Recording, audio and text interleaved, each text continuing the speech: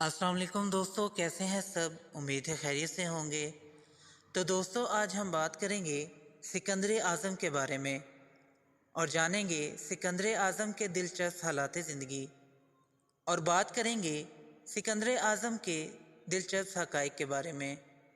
جاننے کے لیے ویڈیو کو اینڈ تک دیکھیں، اور جنہوں نے میرا چینل سبسکرائب نہیں کیا وہ ضرور کریں، تاکہ اسی طرح ہسٹری سے متعلق آپ کے نالج میں اضافہ ہوتا رہے۔ تو چلیے دوستو، ویڈیو شروع کرتے ہیں۔ مقدونیہ کا بادشاہ اور فتوحات کے باعث چہار دانگ عالم میں شہرت پانے والا سکندر اعظم جولائی 356 قبل مسیح کو پیدا ہوا۔ ایشیا اور شمال مشرقی افریقہ میں اس کی غیر معمولی عسکری مہمات نے دور قدیم کی سب سے وسیع سلطنتوں میں ایک کو قائم کیا۔ اسے دنیا کے کامیاب ترین عسکری قائدین میں شمار کیا جاتا ہے۔ تخت سنبھالنے کے بعد اپنے باپ کے خواب کی تکمیل کرتے ہوئے اس نے سلطنت فارس پر پے در پے حملے کیے، اور یہ سلسلہ تقریباً ایک دہائی تک جاری رہا۔ اس نے فارسیوں کی طاقت کو ختم اور دارا سوند کو شکست سے دوچار کر دیا۔ بر صغیر میں اس کا مقابلہ پارس سے اس علاقے میں ہوا جو اب پاکستان کا حصہ ہے۔ اس کی جنگی مہمات نے جہاں تباہیاں پھیلائیں، وہیں دنیا کی مختلف ثقافتوں اور نظریات کو ایک دوسرے سے متعارف بھی کرایا۔ بابل کو وہ اپنا دارالحکومت بنانا چاہتا تھا، لیکن یہی موت نے اسے آ لیا، اور جزیرہ نما عرب پر قبضے کا اس کا خواب ادھورا رہ گیا۔ سکندر اعظم کی ماں کا نام اولمپیاس تھا۔ وہ مقدونیہ کی بادشاہ فلپ دوم کی چوتھی بیوی تھی۔ سکندر کی ماں مقدونی نہیں تھی، اور دعویٰ یہی کیا جاتا ہے کہ وہ مولوشیائی بادشاہ کی بیٹی تھی۔ یہ یونان میں اپیرس کے علاقے کا ایک قدیم قبیلہ تھا جس نے ایک سلطنت بھی قائم کر رکھی تھی۔ سکندر اعظم کی پیدائش کے بعد اس کی ماں کو گویا خاتون اول کا درجہ مل گیا۔ چونکہ سکندر کی ماں مقدونی نہیں تھی، اس لیے یہ بحث چلتی رہتی تھی کہ وہ وراثتی اقتدار کا حقدار ہے یا نہیں، اور اس کی وجہ سے ماں اور باپ کے مابین تناؤ بھی رہتا تھا۔ اسی کشمکش نے اسے ظالم بنا دیا تھا۔ سکندر اعظم کی ماں کو بادشاہ کے محل میں اپنا مقام بنانے کے لیے بے انتہا محنت کرنا پڑی تھی۔ پہل دربار میں اسے بطور ملکہ کوئی نہیں ملتا تھا۔ محل کی دوسری ملکاؤں کی طاقت اسے بے چین کیے رکھتی تھی۔ سکندر کی پیدائش کے بعد ہی اسے بادشاہ کے دربار میں پہلی ملکہ کی حیثیت حاصل ہوئی تھی۔ بڑی وجہ یہ تھی کہ کسی نے بادشاہ کو کہا تھا کہ سکندر بہت خوش قسمت ہوگا اور یہ دنیا پر حکومت کرے گا، اس لیے بادشاہ نے بھی سکندر کی تربیت میں کوئی کسر نہ اٹھا رکھی، اسے اچھی سے اچھی تربیت دلوائی۔ سکندر اور اپنی عزت دیکھ کر ملکہ بد دماغ ہو گئی اور انتقام لینے پر اتر آئی۔ اس نے جس کو بھی اپنا حریف سمجھا اسے راستے سے ہٹا دیا۔ طاقت کے نشے میں بدمست ہو کر اس نے ظلم کی انتہا کر دی تھی۔ یہی ظلم سکندر نے سیکھا۔ تو دوستو، اب ہم بات کرتے ہیں سکندر اعظم کے دلچسپ حقائق۔ نمبر 1، سکندر کا باپ فلپ دوم موت سے قبل اپنی سلطنت اور فوج کو خاصی ترقی دے چکا تھا۔ اپنی طاقت میں اضافے کے لیے اس نے سفارتکاری کے ساتھ فوجی اصلاحات بھی کیں۔ علاوہ ازیں اس نے اپنا اثر و رسوخ بڑھانے کے لیے ازدواجی رشتے قائم کیے۔ اس کی بیویوں کی تعداد 7 کے قریب تھی۔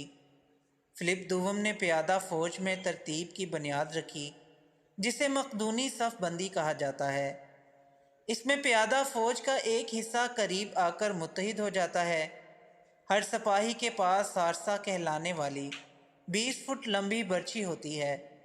جب سوار فوج پیادہ پر چڑھ دوڑنے کی کوشش کرتی ہے تو یہ صف بندی اس کے راہ میں حائل ہو جاتی ہے۔ مقدونی صف بندی نے یونان کی شہری ریاستوں اور تھیبس کو شکست دینے میں فلپ دوم کی بہت مدد کی۔ فلپ دوم نے یونانی ریاستوں کی ایک فیڈریشن بنانے کی کوشش کی تاکہ طاقت پا کر سلطنت فارس پر قبضہ کر سکے۔ لیکن موت نے اسے آ لیا۔ فلپ دوم ہی نے مقدونی فوج کو وہ شاندار رعیت دی جو بعد میں سکندر اعظم کے بہت کام آئی۔ سکندر اعظم کے جرنیلوں میں سے ایک بطلیموس نے مصر کی حکمرانی حاصل کی اور سکندر اعظم کے نام پر ایک نیا شہر سکندریہ تعمیر کیا اور اس کو ملک کا دارالحکومت بنایا۔ نمبر 2، سکندر میں علوم بالخصوص فلسفے کا ذوق بہت تھا اور غالباً خطہ یونان کے ماحول کے علاوہ ارسطو کی صحبت اس کا سبب بنی۔ اس کے باپ نے سکندر کی تعلیم و تربیت کا خاص اہتمام کیا۔ اس دور کے رائج علوم مثلاً ریاضی، تاریخ، نیزہ بازی وغیرہ کی تعلیم اس مقدونی شہزادے کو دی گئی۔ یونان کا معروف فلسفی ارسطو سکندر کو تقریباً 16 برس کی عمر تک پڑھاتا رہا۔ فلسفے اور فلسفیوں سے رغبت کا اظہار اس واقعے سے ہوتا ہے۔ روایات کے مطابق جب سکندر اعظم ابھی شہزادہ تھا، اس کے ذہن میں ناشائستہ اور مٹی کے مرتبان میں محو خواب رہنے والے فلسفی ڈیو جان اسکلبی سے ملنے کا خیال آیا۔ ایک مقام پر سکندر کا اس سے سامنا ہو گیا۔ اس نے پوچھا کہ وہ اس کے لیے کیا کر سکتا ہے۔ اس پر ڈیو جانس نے جواب دیا، آگے سے ہٹ جاؤ، تم نے سورج کی روشنی کو روک رکھا ہے۔ اس ملاقات کا سکندر اعظم پر اتنا اثر ہوا کہ اس نے کہا، اگر میں سکندر نہ ہوتا تو ڈیو جانس ہوتا۔ نمبر 3، مقدونیہ میں صاحبان اقتدار کے قتل کی روایت خاصی پختہ تھی۔ 336 قبل مسیح میں فلپ دوم کو اس کے محافظین کے سربراہ نے قتل کر دیا۔ وہ ایک شادی کی تقریب میں شریک تھا۔ مارنے والا خود بھی مارا گیا۔ سکندر کی وراثت اور تخت پر حق کی بحث برسوں سے جاری تھی، کیونکہ ماں کی وجہ سے اسے نصف مقدونی خیال کیا جاتا تھا۔ البتہ اشرافیہ اور فوج نے 20 سالہ شہزادے کو فی الفور بادشاہ بنانے کا اعلان کر دیا۔ اپنے اقتدار کو مستحکم کرنے کے لیے سکندر کو مشکلات کا سامنا کرنا پڑا۔ خود کو محفوظ بنانے کے لیے اس نے تخت کے تمام ممکنہ دعوے داروں کا خاتمہ کر دیا، جن میں اس کا کزن اور مقدونیہ کے 2 شہزادے شامل تھے۔ فلپ دوم کی ایک بیوی اور اس کی بیٹی بھی قتل ہوئیں۔ اقتدار سنبھالتے ہی اس نے سرکش دھڑوں کو کچلنا شروع کر دیا اور آخر کار طاقتور بادشاہ کے روپ میں سامنے آیا۔ نمبر 4، اس دور میں سلطنت فارس کو شکست دینا سپر پاور کو ہرانے کے مترادف تھا۔ 334 قبل مسیح میں وہ ایشیائے کوچک داخل ہوا اور فارس کی فوج اس کے مقابل آئی۔ اس میں لڑائی میں سکندر مرتے مرتے بچا۔ خونی لڑائی میں مقدونیہ کا بادشاہ فاتح ٹھہرا۔ اس کے بعد سکندر کا مقابلہ دارا سوم سے ہوا۔ سکندر کی فوج دارا کے مقابلے میں خاصی کم تھی، لیکن اس نے دارا کو بھاگنے پر مجبور کر دیا۔ سکندر نے چند ہی برس بعد دارا کو دوبارہ شکست دی، جس کے بعد دارا کو اسی کے ساتھیوں نے قتل کر دیا۔ اس کے ساتھ ہی سلطنت فارس کو زوال آ گیا اور سکندر فارس کا بادشاہ بن گیا۔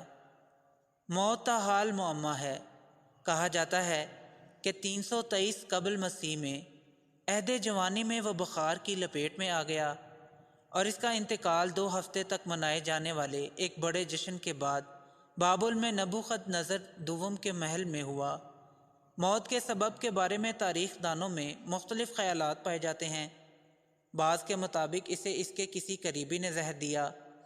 تاریخ دانوں کو یہ بھی شبہ ہے کہ وہ جگر کے ناکارہ ہونے سے مرا۔ نمبر 5، اگرچہ مقدونی صف بندی کی تخلیق کا صحرا فلپ دوم کے سر ہے، لیکن اسے انتہائی کامیابی سے استعمال اس کے بیٹے نے کیا۔ نوجوانی ہی میں اپنی سپاہ کی صورت اور تندہی سے میدان جنگ میں قیادت کرنے پر اسے لشکر میں عزت و احترام کی نگاہ سے دیکھا جاتا تھا۔ دستاویزی ثبوتوں کے مطابق 15 برس تک لڑائیاں لڑنے کے باوجود وہ ایک لڑائی بھی نہیں ہارا۔ 12 سالہ دور اقتدار میں سکندر اور اس کی فوج نے ہزاروں میل کا فاصلہ پیدل طے کیا۔ اس کی سلطنت یونان سے ہندوستان تک تھی۔ تو دوستو، یہ تھی آج کی ویڈیو پسند آئی ہو تو لائک ضرور کریں اور میرے چینل کو سبسکرائب کریں پھر ملتے ہیں ایک نئی ویڈیو کے ساتھ، تب تک کے لیے اجازت دیں، اللہ حافظ۔